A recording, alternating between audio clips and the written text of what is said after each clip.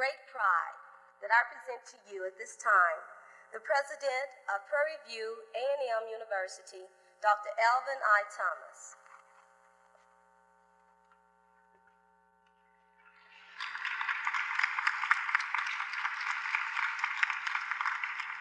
Thank you, ladies and gentlemen, and thank you, Jackie. I'm sure the song that you just heard is one of your favorites, such as it is mine, and you could almost feel the spirit as this young man was singing it.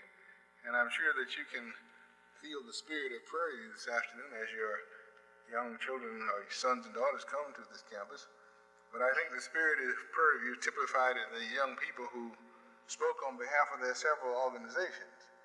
And they represent some of Prairie View finest. And I know you'd want to say just a fine, rousing encouragement to each one of them, and we thank them for coming out here to see us. And then we certainly want to thank our music department. Good music is always like food for the soul. You know, when everything else goes down, music can always pull you out of it. And Dr. Henry, we want to thank you. Dr. Henry is the head of our music department. Won't you stand by so they can see you? And certainly, God has granted us many gifts, but when He gives us the gift of a beautiful voice, we certainly have something exceptional. So our two artists this afternoon, won't you stand? And we want to... Okay, now the only requirement we have is that when you all are on Broadway or in New York, you won't charge us to come and hear you, okay? We're delighted to have our parents with us this afternoon. And I would like to recognize all the parents and guardians who are here this evening, or relatives for that matter, who are here to participate in our Parents Convocation. So I'd like for our parents to stand and let us recognize. If you're a parent or a relative or you're just a friend, stand up so we can salute you. Let's give these folks a big hand.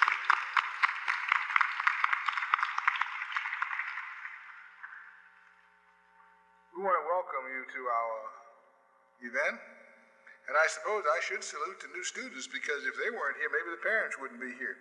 So all of our new students who are, and their friends who are here, why don't you stand? We have a lot of them over in the residence hall still trying to get unpacked, and all the new students who are here.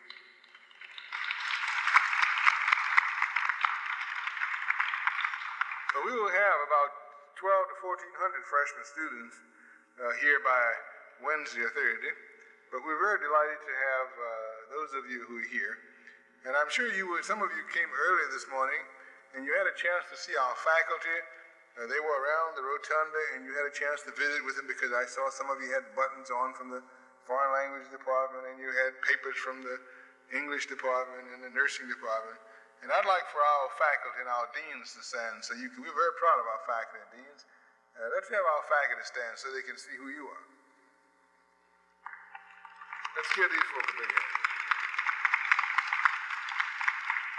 This program would not be possible except for our Parents' Day Committee. And we have three, what we might call Indian chiefs. You know, sometimes you can have too many chiefs on a project. But we felt the Parent and Guardian Project was so important, we ended up with three chiefs. One for the mama, one for the papa, and one for the children. So we have three honchos, and the rest of us follow these three chiefs. So this is a case where you can't have too many chiefs.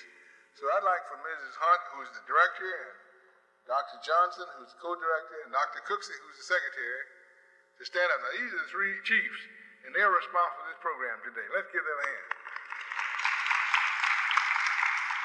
Now I'd like for all the tribesmen, all the members of the committee, the followers, the guys who are the warriors who get out there and do the work. The members of the Parents' Day Committee, won't you stand and let us say hello to you.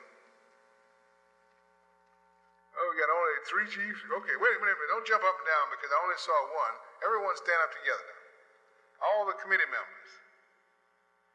Well, that's pretty good. We have more than that, but at least today we have three chiefs and one Indian for each chief. So we're doing pretty well. But we have about a committee of about 20 very faithful workers who work with our Parents' Day Committee. And you're here today because Mrs. Hunt and her committee planned this very excellent program. And it's planned for a reason. Because Prairie View is more than a school. You're not just sending your young men and young women to school. You're sending them to an institution where they're going to be remade. They're not going to be remade just in terms of academics, but in terms of the kind of person who can become a leader, in terms of a kind of person who can make good things happen in this world and prevent bad things from happening in this world. And you know as well as I do, there certainly are a lot of bad things happening in today's world. And these bad things are not happening except for one reason: because of people. People like you and me. People who were born into this world as innocents. Young babies who were held in their mother's arms, and their mothers and fathers dreamed that they would become the kind of beautiful human beings that they wanted them to be. And today we see the chaos among us, the violence, the crime, the addiction, the destructiveness, and these acts which we look upon as so terrible were caused by people who were held in their mother's arms just as you held your child in your arms some 16, 17, or 18 years ago. It's our job as a university to do something about this. And we cannot do this alone. And this is why we've asked you, the parents, to join us. This is why these young people are on this stage, because they too must join us. The students, the faculty, the administration, the alumni, the parents, the public. And today we want to appoint you as co-trustees in this tremendous adventure of producing young leaders. We want to appoint you as co-trustees, that you are responsible as parents to help us put together the kind of institution that you want your young man or young woman to attend. You cannot drop them off here today and go home and forget about them. You cannot drop them off today and go home and forget about us. Every day of your life from now on, you must be thinking about Prairie View, thinking about your son and daughter, and working together that this institution, which is not an institution of buildings, not an institution of books, not an institution of streets, not an institution of equipment, an institution of human beings here, working together to produce leadership. As parents, we want you to join us in understanding and supporting the role and purpose of the university. And our role and purpose of this university is quite different from other universities. We want you to join us as these young leaders are joining us in helping make this university grow. And we want you to join us in using your influence to see that what is taking place on this campus is known all over this countryside, is known all over this world. Because you know, if something evil happened this afternoon on the 6 o'clock news, it will be known across the world. The other day in Houston, we discovered another mass murder group. And immediately, Houston became renowned again as the murder capital of the world. Bad news was sent out across the radio waves and sent out across the television waves. Oh, how hard it is to get good news across. Oh, how hard it is to get the good news. And we have some 1,500 young freshman students who will be busy here next week making a beautiful life for themselves, making themselves proud of themselves and making their parents proud. What newspaper could we get to publish that? What radio could we get to send that across the waves? What television station could we get to come down this morning and televised the beautiful Christian service we had here in this field house. But oh, if one of our young men or young women had shot somebody, they'd all be down here filming the event. Last week we had an incident in Texas in the Huntsville prison, and the reporters slept outside on the grass day in or gray out to report something bad. How many of them would have slept day in and day out to photograph these young people, attractive as they are, building their future, needing the encouragement, needing to be projected out on the screen so other boys and girls can see them and say, I want to be like these young people. It's your job, since we can't get the television to do it, it's your job, the mothers and the fathers, to understand what we're doing and to go in your byways and broadcast it on your jobs and broadcast it in the supermarket and broadcast it in the beauty parlors and broadcast it in the garages and say, I went to Prairie View, my child is at Prairie View, I saw those young people. Because they need our encouragement. We need to know a little bit about our past at Prairie View. Prairie View is a great and historic institution. It's not a fly-by-night institution. Prairie View has been here since 1876. In 1878, some 9 young men and women, almost just about the 9 we have, came to this institution. And down through the years since 1878, these young men and women have made this institution have a great past, a great present, and a great future. We're a public institution. We're a public institution. We're the second oldest state institution in Texas. We have some 1,440 acres of land out here. We live in a small community. We're also a federal college as well as a state college, because we're supported also by the federal government, being a land grant college. I suppose if we had to look at our objectives, we could state our objectives in many ways. We sometimes say to our young people, the objective of Prairie View is your way to the top. Because no student coming to Prairie View should want to get anywhere but at the top. We don't have any place for young people at this institution if they aren't interested in getting to the top. We could state our philosophy, as many of our students have stated it, is to produce productive people. And you know, it does me a great deal of joy recently when I walk down through the stores of San Antonio or through the streets of Dallas or through the byways of Houston, and they said, oh, you're the president of that university that produces productive people. It makes me feel so good, because there's nothing more that we could look forward to in this life than young people becoming productive contributors to their society. We could say that our objectives at the university is leadership. And oh, how we need leadership in this country today. From the federal government at the top to every city. At one time, we always had a leader in our heritage. Today, we have no leader. We're almost like a leaderless society.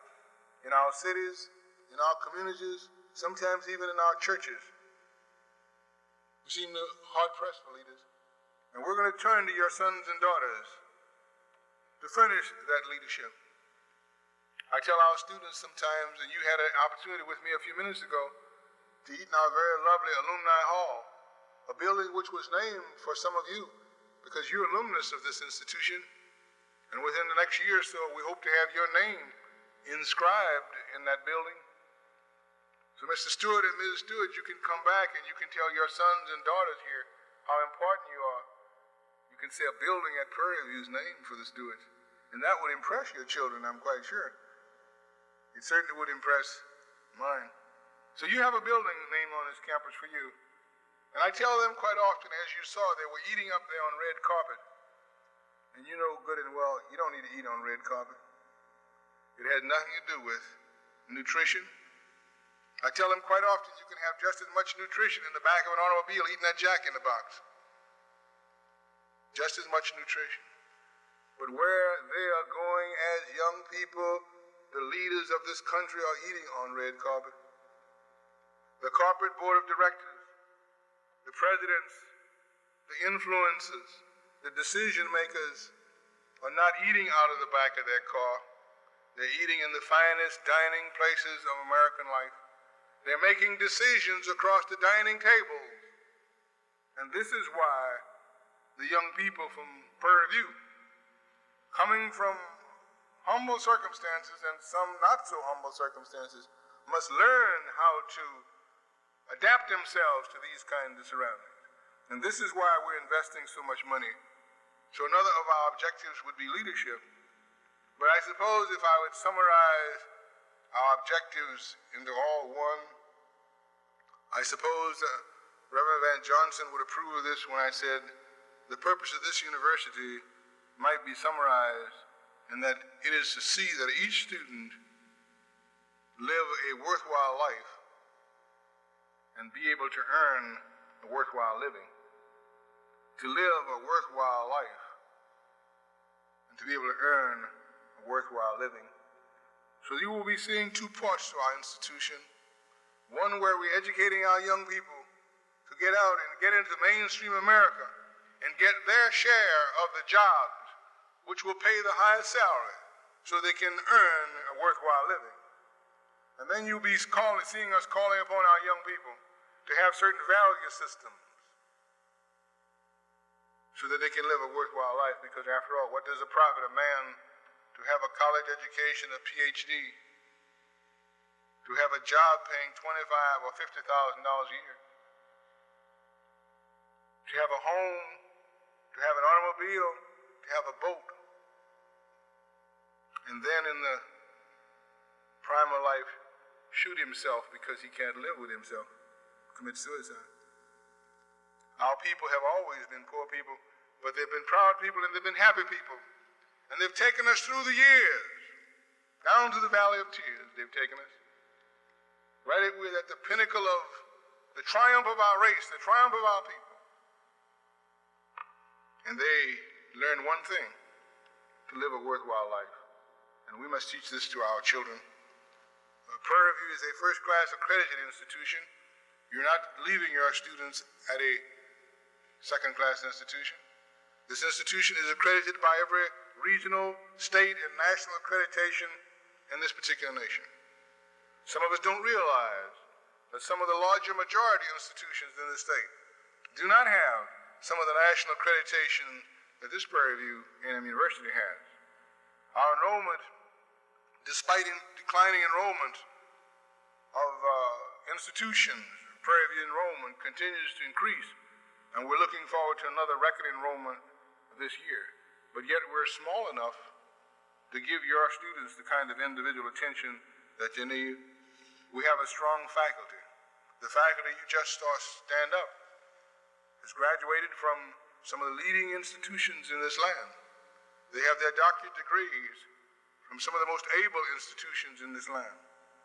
But they also have the compassion, the understanding, the wisdom, the kindness, the humility to remember where they came from and to stop and to give back this to our students on this campus. I said earlier that we're interested in the student, and this is the prime reason why we're here. We have an active student program. Our young people have told you about our Women's Council, our Men's Council, our Greek-led organizations, our athletic programs, our women's councils, all of the fine activities that makes up a part of Prairie View's life. We also have a very important part of our academic program for students in terms of our honor clubs. We've added some 16 academic honor societies to this institution in the last 8 years. And this gives our young people the incentive to go forward and get these gold keys and get these gold certificates.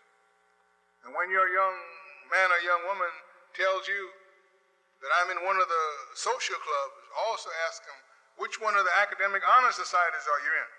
Because they should be in both. And these young people are in both, social and academic.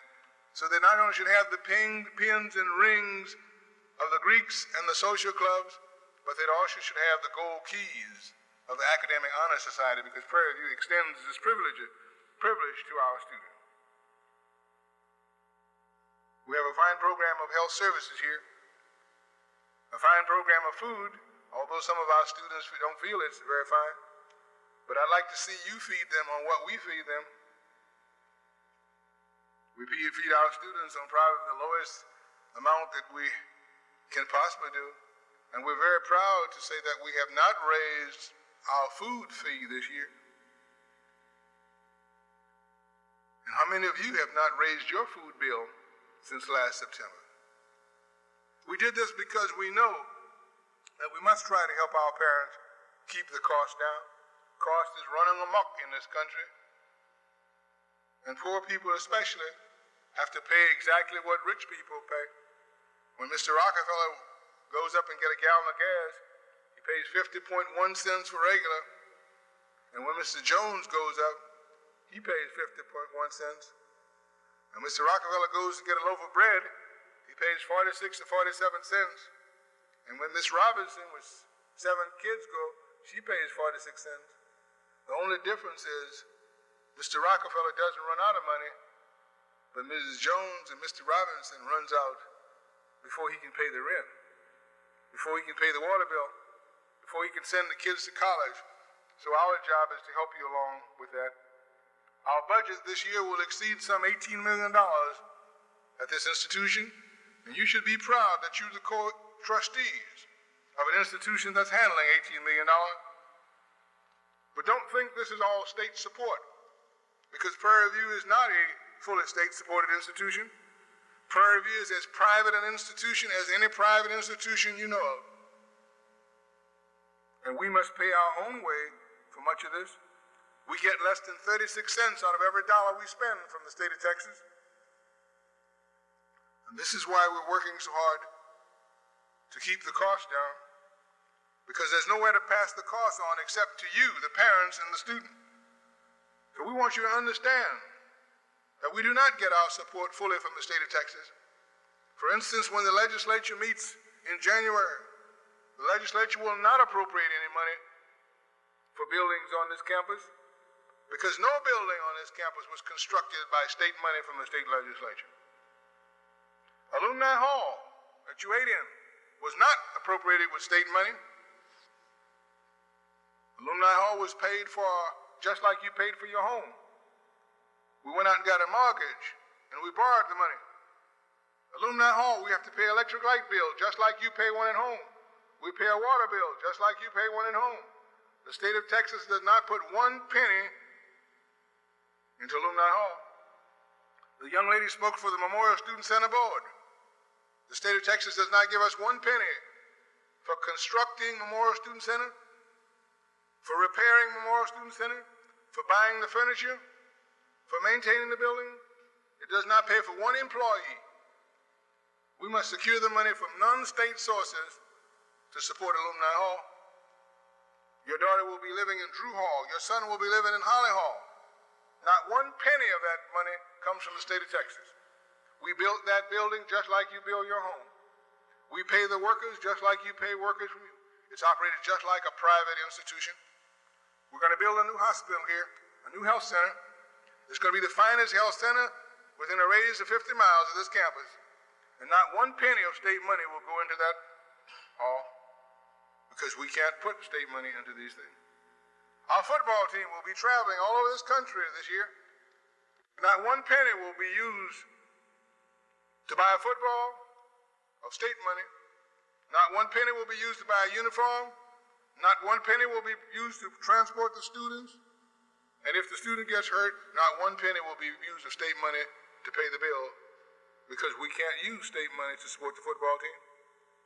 And we'll have a band coming out, and you'll see this beautiful band, beautiful instruments, beautiful uniforms, but not 1 penny of state money is used for that purpose. And we could go on and on and on to demonstrate to you that we're not a state institution. And this is why we have to go to the federal government for money, for the help. This is why we have to go to the private foundations for help.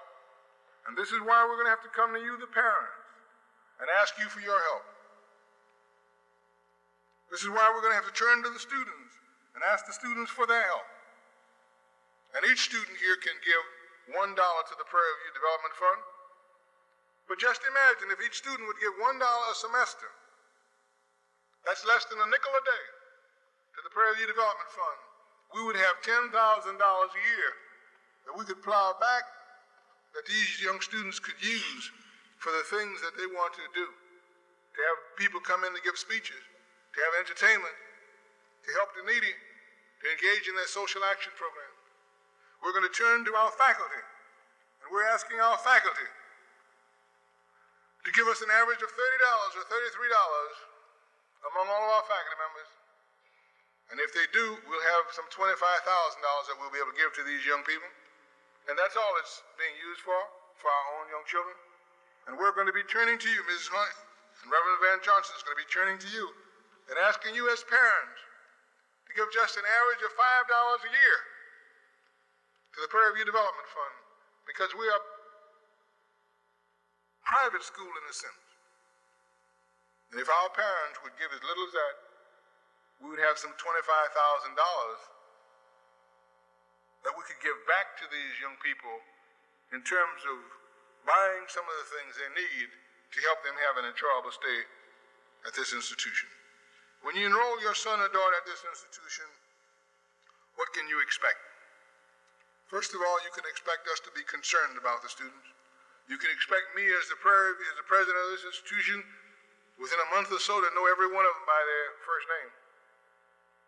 I was with a group of students from another race, and I was at a dinner, and I introduced myself as the president of Prairie View University, and they said, "You're not telling us the truth." And I said, "Well, I don't know what else to tell you, because I am the president of the university." And they said, "Well, we just can't believe it." They said, "You know, I'm about to graduate from the university I attend, and my husband graduated 2 years ago, and he's now in graduate school. And do you believe we've never seen the president of our university?" As a matter of fact, we think the president of our university is a myth. We don't really think there is a president of our university. We think that they're fooling us. He's just a name. He's never seen us, and we don't know him. As a matter of fact, we're so distant. When we graduated, we didn't even go to graduation because we didn't believe he's going to be at the graduation exercise. But you can expect me to know your son or daughter. You can expect me to be concerned. But likewise, you can expect every faculty member to know your daughter and son.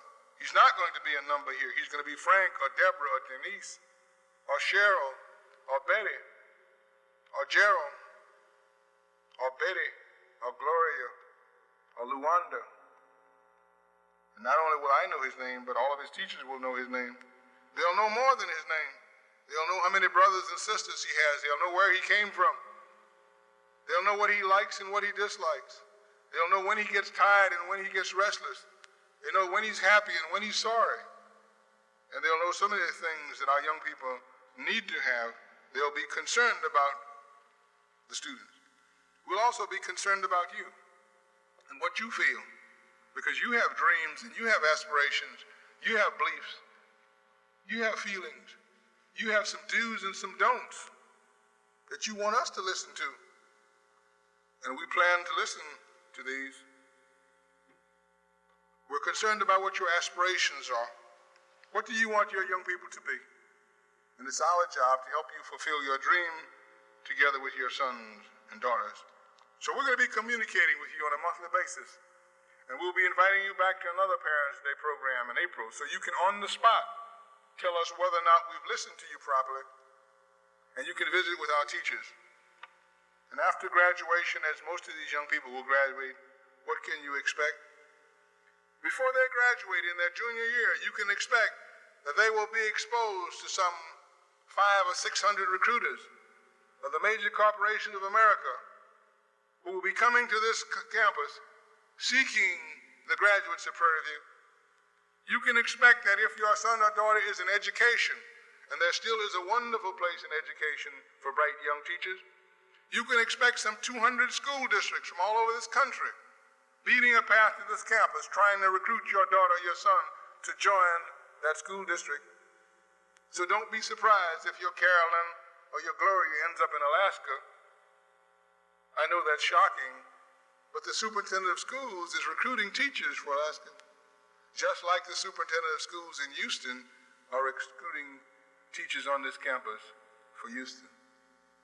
Don't be surprised if they end up in California or Maine or New York, because the superintendent of schools in Kansas City and Chicago has already said, I'll send a bus down there and pick up all the Prairie View graduates and bring them to Kansas City or Chicago, because you've had some up here and they're good teachers, and this is the kind of teachers we want. Don't be surprised in your junior year when your son or your daughter says, Mama, I'm going up to Schenectady. And you're going to say, Schenectady what? And he's going to say, New York. And he's going to say, boy, you better stay down there in school.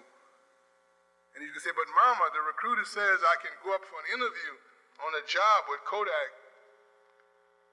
And you're going to feel awfully proud because Prairie View has exposed your young son or your daughter to travel all over this nation, seeking, or not being seeking, but being sought after by the major corporations.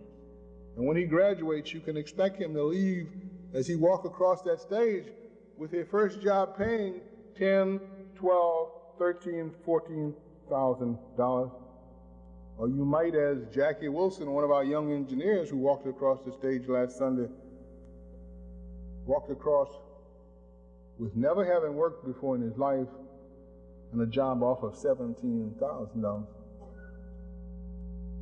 But then you might be in for another shock of your life when he says, you know, Mama and Papa, I'm not going to take that job. I'm going to go on to graduate school. Because if I can make, as a Prairie View graduate, $17,000 with a bachelor's degree, what do you think I might make as a Prairie View graduate with a graduate degree?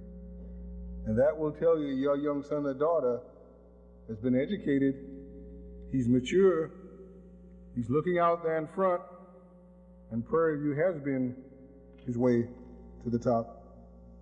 What is the purpose of the university? I don't want to fool you. We're here for serious business, very serious business. What is the purpose of the university? First of all, you have to understand it's not a recreational playground. It's not a resort town. We have a serious purpose, the building of leaders. Learning is our purpose. Growth is our purpose. Preparation our purpose. Maturation is our purpose at this university. And I frequently tell the students, you don't go to a meat market to buy hubcaps. They're not selling them in the meat market. So you don't come to college for recreation. You go to Las Vegas. You go out there where the lights are bright. You go down on the strip. You go to the beach. You go to the French Quarters in New Orleans for recreation. I wouldn't dare try to compete with those pretty girls out in Las Vegas and those bright lights and all that fun they have. And they're in the business for recreation, and they're doing a good job of it. But we're in the business for education, and we're doing a good job. So don't expect bright lights and bars and bunny girls and those types of things at Prairie View. Expect to have a good recreational program, to have fun, to enjoy yourself, have a lot of spirit. But expect to be made into a leader, a man or a woman. This is what it's all about. I hope that you will help our young people become mature, because our parents did a good job with us. I'm not sure how good a job we've done as parents. And what is maturity? I saw a little clipping in the paper the other day, and I'm sure some of you saw it, and it says, maturity is living for the long haul. And I want to just read one or two words for you. They say maturity is the capacity to face unpleasantness, frustration, discomfort, and defeat without complaint or collapse. Now, the minute any little inconvenience occurs, you might find your son or daughter calling you and say, Mama, a spider ran across the floor. Well, you know what we did in our day. We got a newspaper and whacked the hell out of them and gone about our business. But now they call home and say, I'm disturbed. And you come running in your car up here to Prairie View to whack the spider. That isn't very much maturity. Help your students take a little unpleasantness. Help them take a little frustration. Help them take a little comfort. And help them take a little defeat. It's good for them. It's the making of the man. They won't fall apart. They won't collapse. Because you know, life is not what you made at home. Life isn't air conditioned. Life isn't the key to the automobile. Life is real, and life is earnest, and life is rough. And you want yours to go out there and survive. And Prairie View makes them so they can survive. And look about you in your community. Wherever you come from, there's a Prairie View graduate. Whether you come from Gary or Los Angeles, whether you come from New York or Potomac, whether you come from Santa or Houston, look out there. See a leader, and you're going to see somebody who graduated from Prairie View. And we want to keep up that tradition. We ask you two final things to help us with two important projects. Operation Vanguard. What is Operation Vanguard? Operation Vanguard simply says that every young man or woman who graduates from high school ought to get into college. You've got some young people in your neighborhood right now who ought to be in college, who've been encouraged not to go to college, who were discouraged during high school just to go out and get a job. There's a lot of money out there to be made. Well, wait around for 5 years, and you're going to see the tragedy that we have invoked on those young people. They should have been encouraged to get their education. Get them in school. Don't let anyone say they don't have the money to go to school. We're a poor institution, but we also pledge that any young man or woman who wants to go to school, we'll find the money to get him in school. And if the going gets a little rough at home sometime, don't tell your students, come on home and work a little while. Get on the phone and call us and say, look, the going is a little rough. Can you help me stick it out another semester? And we'll help you and the young man or young woman stick it out another semester. Some of these young people right up here on this stage have stuck it out. They could have quit too, but they were mature and they hung on. And some of them have jobs right on this campus. Many times they don't have the quarter or 50 cents they need to go to moving. Many times they don't have the bus fare home, but they're sticking it out. And between Reverend Johnson's little loan fund and what we can scrape up, they're going to walk across that stage one day, and that's going to be the important thing. So let us help you as much as we can with the money.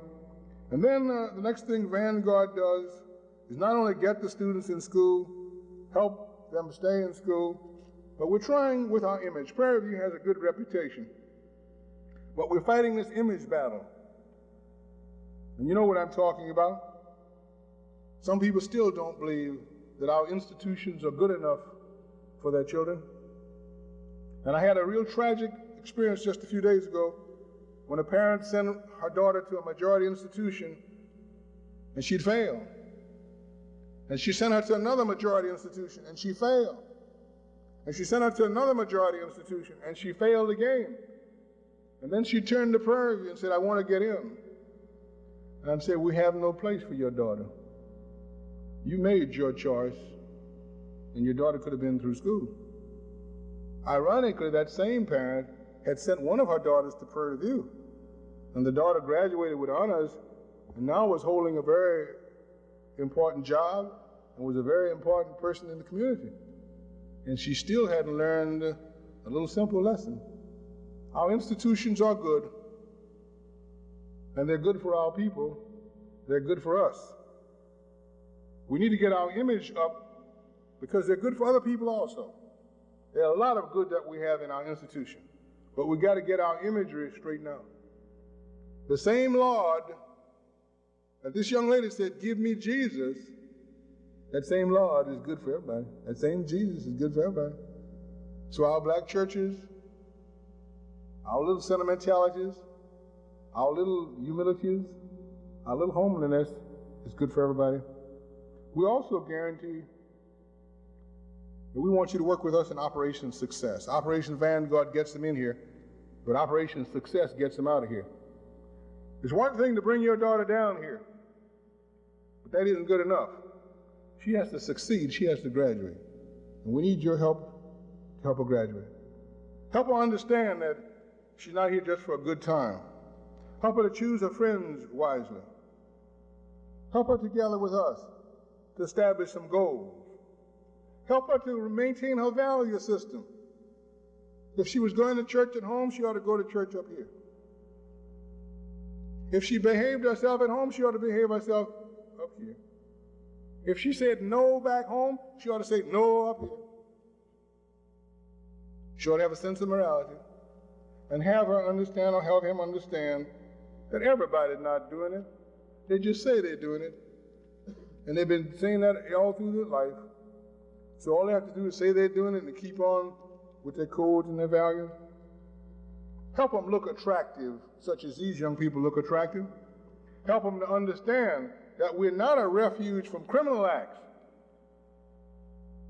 That if they engage in a criminal act on this campus, the school cannot protect them. And they'll go to jail just as fast out of Prairie View as they'll go to jail out of Houston. So help them understand this. Help them understand that they don't necessarily need cars, and they don't need a lot of money, but they do need books, and they do need to attend the class, because these professors are very kind, and they're very wonderful, they're very human, but they're very smart. And they're not going to give the grades away to the student. They're going to be just as nice and sweet and friendly and kind, but if they don't make it, they're going to flunk them out, or they're going to flunk themselves out just as true as anyone. And they're not here to feel out. Encourage them, inspire them, discipline them. Don't give them everything they think they want, because half of what they think they want they don't really need. Lower their anxieties, lower their fears, and lower their frustrations. And each year I have a little fun telling parents, please don't do this to your child. Don't write your child a letter and say, dear Robert, I just want to let you hear from me.